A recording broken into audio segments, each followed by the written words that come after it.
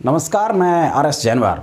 मैंने पार्ट 1 में बताया था, कैटेगरी 1 के बारे में बात किया था, जो एक नॉर्मल ट्रीटमेंट होती है नॉर्मल बीमारी की। कैटेगरी 2 में हमने रखा था गंभीर बीमारी को। उसमें ए नंबर में हमने बताया था काला मोतियाबिंद को। ये काफ़ी गंभीर रियल में होता है। अब काला मोतियाबिंद कहेंगे किसको, कैसे होता है? हम जानते हैं आँखों की 3 मुख्य भाग होते हैं। एक काले वाले भाग के पीछे लेंस होते हैं, आप इमेज में भी देखिए, और पीछे लेंस के पीछे रेटिना लगा होता है, पर्दा जिसको कहते हैं। लेकिन वो रेटिना में होता क्या है, नस जुड़ा रहता है। आप देख सकते हैं इमेज में भी बहुत सारे नस जुड़ा, और वो नस के द्वारा क्या रहता है, रेटिना ब्रेन से कनेक्ट रहता है, और ब्रेन से कनेक्ट होकर के किसी भी फोकस, यदि जैसे इमेज में आप देख रहे हैं, फोकस जा रहा है काले वाले भाग से, पर्दा लेंस को पार किया, और लेंस को पार करने के बाद वो रेटिना पर पड़ा, और रेटिना नस के द्वारा ब्रेन को इन्फॉर्मेशन देता है, ब्रेन को सूचना देता है, और उसके बाद हम क्या करते हैं, देखने की काम करते हैं। ये रही रेटिना की आँखों की एक सामान्य फंक्शन। लेकिन वो रेटिना में जो नस होता है, नस को ही काला मोतियाबिंद डैमेज कर देता है, गला देता है, उसमें इन्फेक्शन हो जाता है, सरा देता है।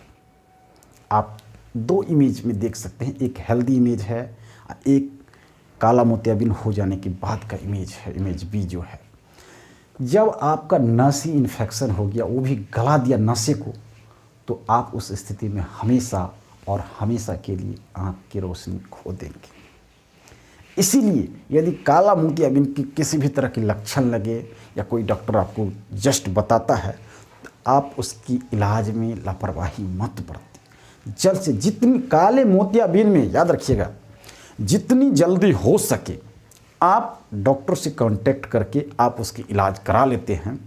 यदि आपका थोड़ा ही आँख डैमेज हुआ है, थोड़ा ही नस डैमेज हुआ है, तो आपकी आँखों को रोशनी काफ़ी हद तक बचा लिया जाएगा ज़रूर। लेकिन जब पूर्ण रूप में आपकी आँखों की नस को इन्फेक्शन पहुंच गया, उसको गला देगा, तो आप आँख की रोशनी हमेशा के लिए छोड़ना पड़ेगा, आपको खोना पड़ेगा। अब मैं बात करता हूँ बी नंबर की, सफ़ेद मोतियाबिंद, लाइट या वाइट कैटरेक्ट। ये क्या करता है, ये आपको होता है तो आपको आँख धुंधला दिखने लगता है, आपको कोई भी चीज़ आँखों से धुंधला दिखता है। इसमें होता क्या है, हम जानते हैं आँख के 3 भाग मुख्य होते हैं।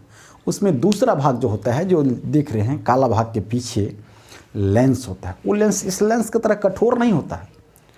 वो लेंस तो मांस के बना हुआ रहता है, शरीर के बना हुआ है, तो कठोर उतना कैसे रहेगा। तो उसमें क्या होता है, वो धुंधला टाइप का हो जाता है, वो लेंस ही खराब हो जाता है, ऐसे समझिए।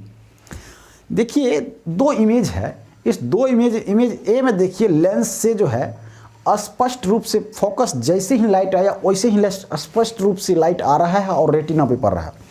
इमेज बी में देखिए, लाइट आया तो सही है, लेकिन वो लाइट जब लेंस को पार कर रहा है, तो इमेज बी में देखिए बिखर गया है, टूट गया है कई भागों में, जिससे क्या होता है, आपको सही से दिख नहीं पाता। और जितना वो धुंधला धीरे धीरे होते जाएगा, आपकी आँखों की रोशनी धीरे धीरे उतना कम हो जाएगा। ये बीमारी एक बीमारी तो है गंभीर, लेकिन उतनी गंभीर बीमारी नहीं है जिसकी इलाज संभव नहीं है।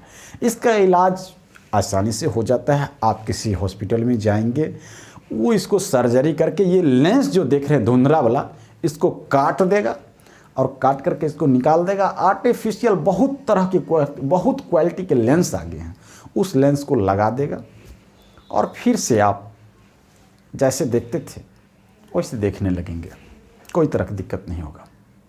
इस दोनों केस में आपको डॉक्टर, चाहे काला मोतियाबिंद हो या उजला मोतियाबिंद, इसका सिर्फ और सिर्फ मैं कहूँगा डॉक्टरी इलाज है।